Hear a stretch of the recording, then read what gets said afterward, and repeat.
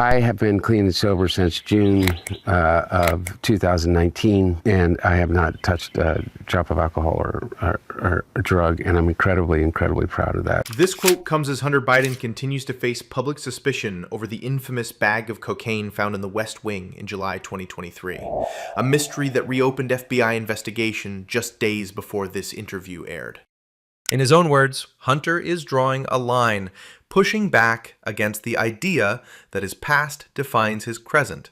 He speaks about his addiction to crack cocaine and alcohol, acknowledging the damage, but also demanding that people recognize his recovery.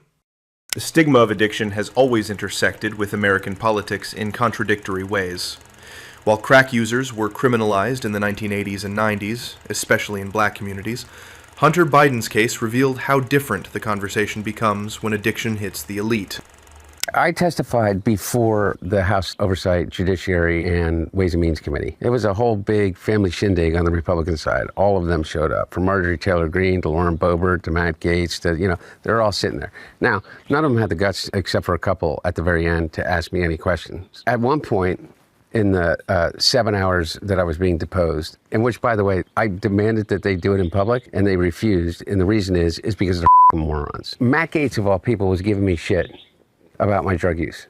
I said, really? All the people at this table, you're gonna talk to me about my addiction, my alcoholism? And I said, how many of you have had your own experience with alcoholism and addiction? Because I knew at least 4 or 5 people in that room on the Republican side that were in recovery. And I knew of 3 that have been accused credibly of being drug users. And I knew that every single one of them had somebody in their family that was absolutely facing a serious drug